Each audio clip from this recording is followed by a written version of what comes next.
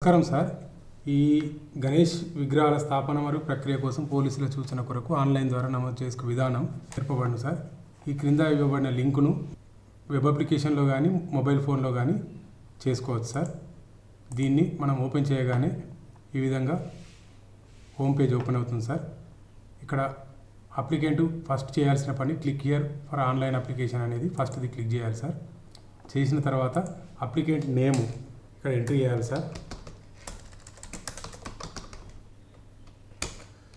Contact number sir,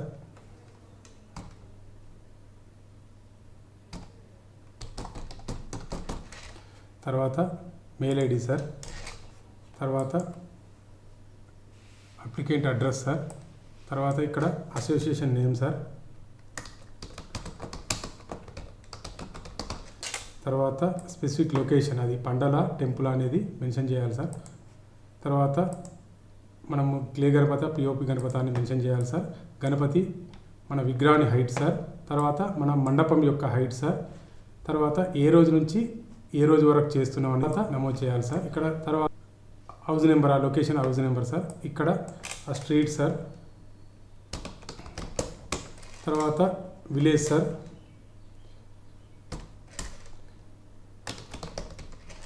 తర్వాత pin code sir, తర్వాత land owner name sir,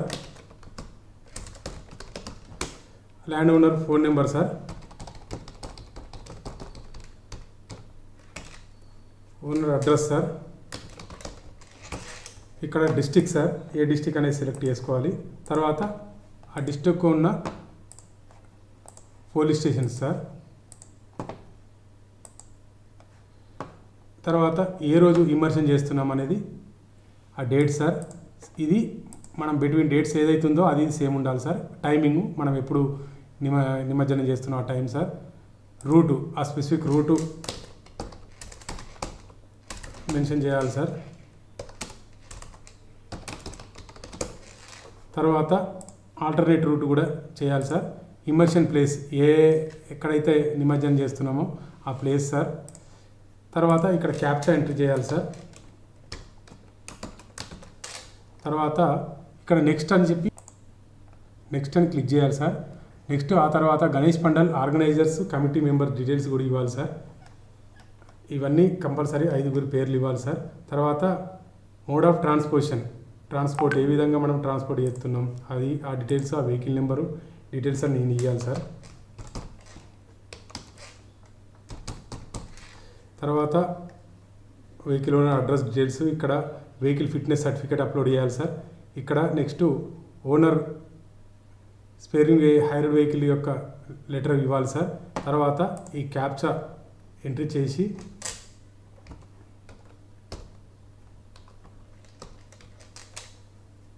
next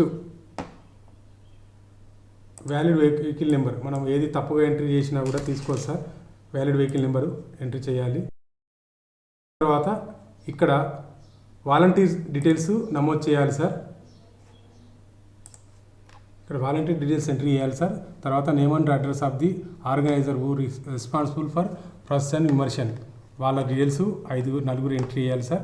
తర్వాత consent and permissions దాంట్లో ఇక్కడ CC cameras installed yes or no, ఇది ప్రతిదీ కండిషన్స్ ఎస్ఆర్ నో అనేది కంపల్సరీ మెన్షన్ చేయాలి సార్.